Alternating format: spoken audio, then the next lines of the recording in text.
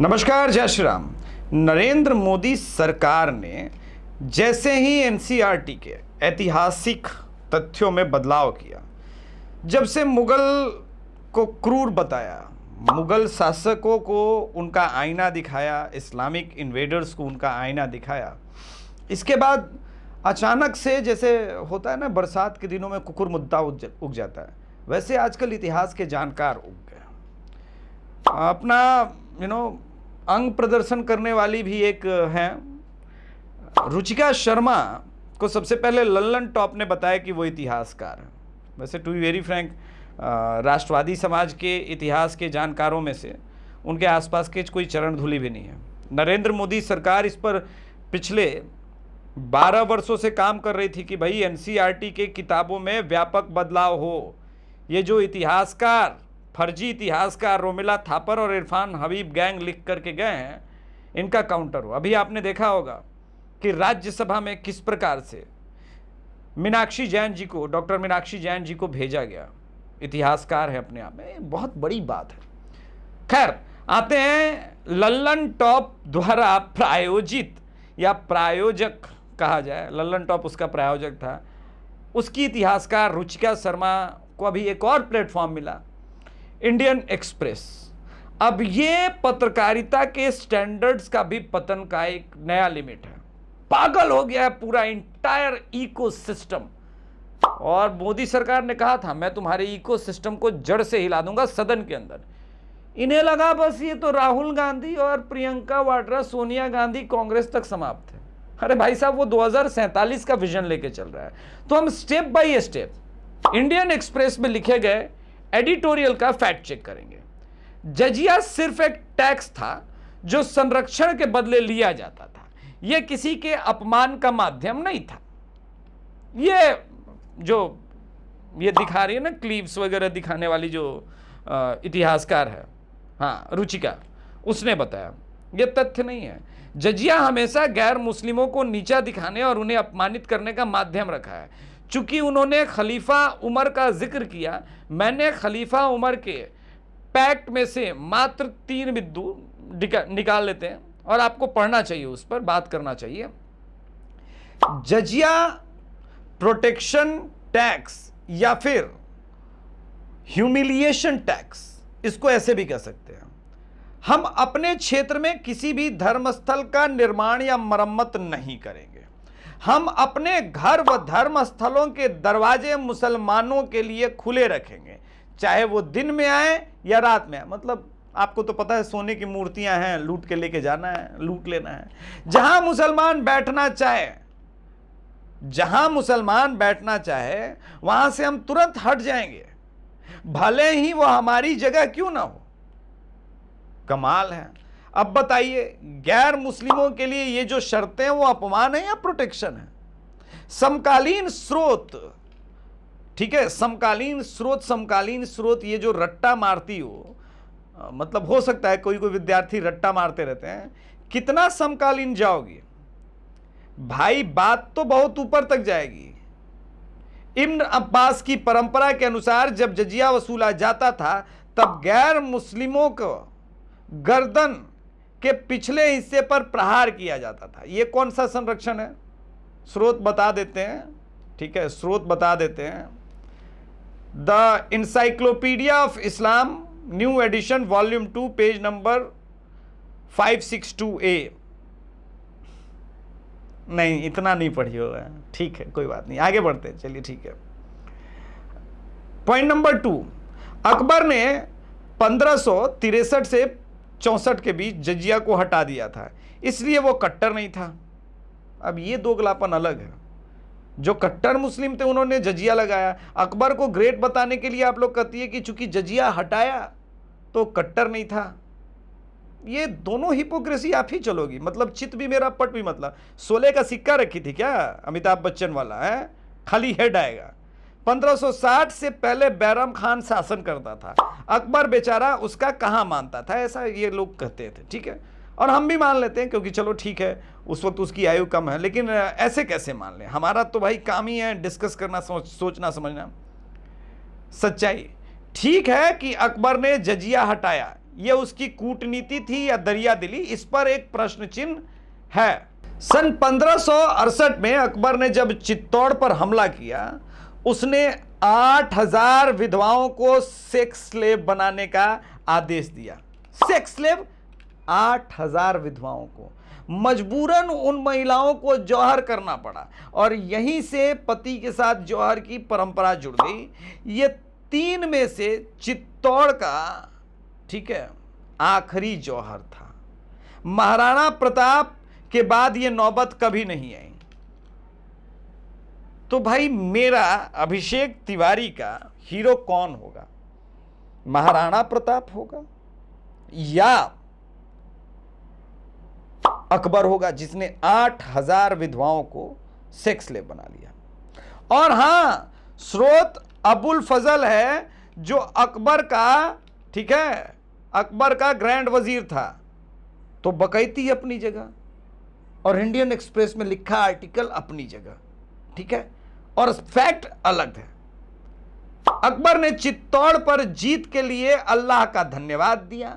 इस युद्ध को, ठीक है, इस युद्ध को जिहाद बताया।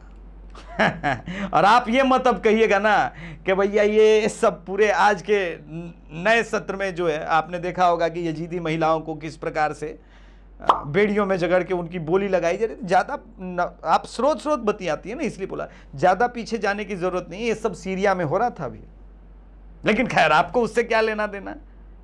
तो क्या बैरम खान का भूत ये सब करवा रहा था? आखिर बैरम खान भी तो मुसलमान ही था ना, तो दोनों का तो आइडियोलॉजी सेम है। अब चोल राजाओं ने गांव जलाए, इसलिए अकबर द्वारा 30,000 निर्दोष लोगों का नरसंहार ठीक है। उस समय ऐसा ही होता था क्या? तुम जेएनयू वाला माल फूकी थी ना आर्टिकल लिखने से पहले? जेएनयू में ऐसा बहुत सारा माल मिलता है। सच्चाई ये नहीं है, ठीक है, सच्चाई बताते हैं। सच्चाई राजा राज व राजेंद्र चोल के अधिकतर शिलालेख यही कहते हैं कि उन्होंने जमकर मंदिरों को दान दिया। राजा राज चोल ने एक बौद्ध पगोड़ा को एक पूरे गांव का राजस्व दान में दे दिया था, ठीक है। यह बताता है कि हिंदू राजा, अब देखो बौद्ध को भी दे रहे हैं, कितने सहिष्णु हैं। नागापट्टिनम में चूड़ामणि बौद्ध विहार भी राजेंद्र चोल के संरक्षण में निर्मित हुआ था। यह वाला इतिहास तुम नहीं पढ़ी थी ना। सैकड़ों वर्ष बाद अंग्रेज ने 1870 में इसे ध्वस्त कर दिया, जिसके अवशेष आज भी विद्यमान है। कैसे कैसे लोगों को दल्लन टॉप इतिहासकार बता के पॉडकास्ट कर, एक्चुअली मकसद ही वो नहीं था। वो क्या बोल रही थी वो मकसद थोड़े था, झांकना तो यहां था। एकदम क्लीवेज ऐसे ऐसे करके दिखा रहे हैं। राजा गाना गा लो इससे बढ़िया, ए राजा राजा राजा करे जा में समाजा, भेटाल तनी कोरा, मैंने उठा लो तनी कोरा, भेटाई खूबे मजा। यही सब जब अश्लीलता परोसना है तो इतिहासकार के नाम पे गुड्डू रंगीला को रख देते हैं। उससे ज्यादा अश्लील कौन गाया है जी? राधे श्याम रसिया को रख देते हैं, कब्बो चीत कब्बो पट सैया मारे सट्टा सट, जब यही सब करना है। लेकिन अगर इतिहास पे जाना है अश्लीलता छोड़ के, ठीक है, तो यही सब आपको बोलना पड़ेगा।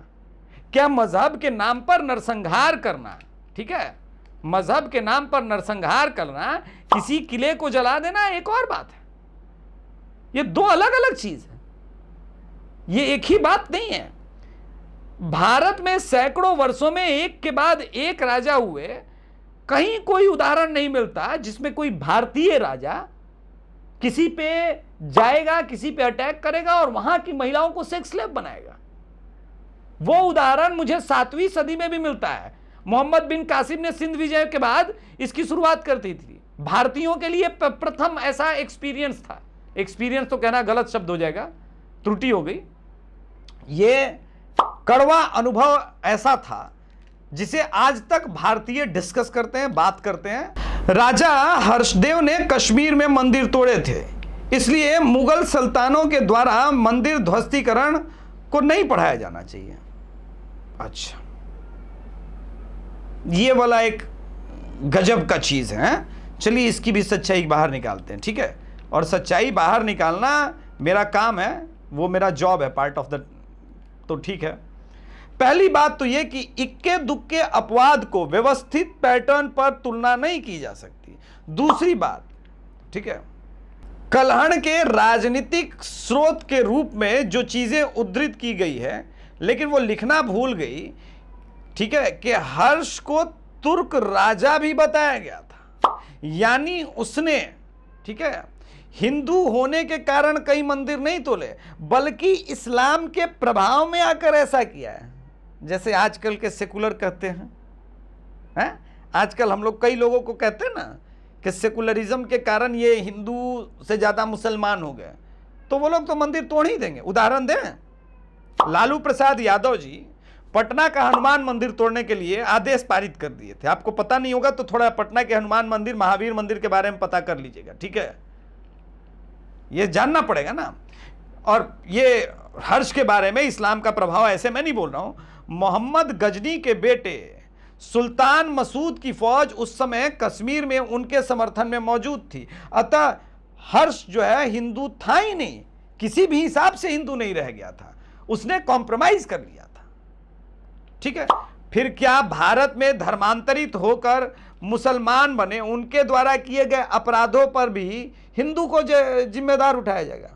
वो आप नहीं देखती ना आजकल, वो आप समकालीन स्रोत की बात करती हैं।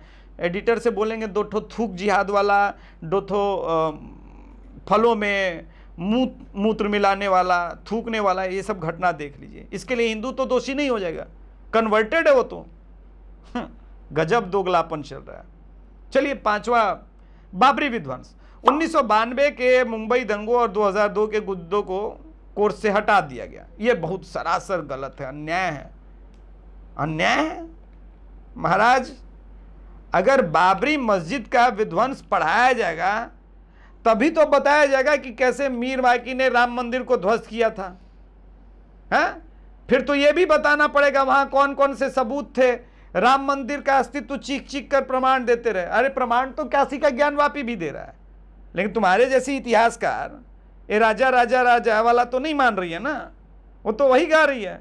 1992 के मुंबई दंगों में बात होगी तो अगले वर्ष का धमाका करके 297 निर्दोष जान लेने वालों के कौन लोग थे, उसकी भी जिम्मेदारी होगी। फिर तो बात तो सबकी होगी ना।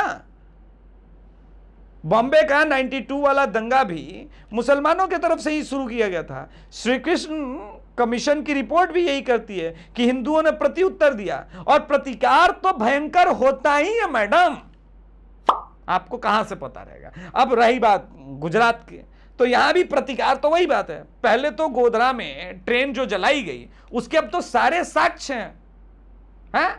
तो ये बताना पड़ेगा कि कैसे बच्चे, बूढ़े, औरतों को निर्ममता से ट्रेन के बॉगी के अंदर जला दिया गया। कुल मिलाकर देखें तो रुचिका शर्मा को प्लेटफॉर्म देकर इंडियन एक्सप्रेस ने बता दिया कि ये उसी इकोसिस्टम का हिस्सा है। ये एक इकोसिस्टम अचानक से एक बुद्धूजीवी को बुद्धिजीवी बना देता है। कमाल है। मैंने कहा इंडिया टुडे इसमें ग्रेट है। वैसे रुचिका शर्मा का एक वही जो वायरल हो रहा है सोशल मीडिया पे अश्लील फोटो, वो भी मुझे कुछ खास लगा नहीं। उसको देख करके रुचिका शर्मा में कोई इंटरेस्ट वाली कोई बात लगी नहीं। पता नहीं लोग रुचिका शर्मा को इतना वैल्यू क्यों दे रहे हैं। हम तो नहीं रखते वैल्यू नहीं देते, हमारी अलग बात है। इससे बढ़िया है कि अगर रुचिका शर्मा को वैल्यू देंगे तो गाना ना सुन लेंगे राधे श्याम रसिया का, कब वो चित कब वो पट संयम मारे सट्टा सट। चलो ठीक है, कोई बात नहीं।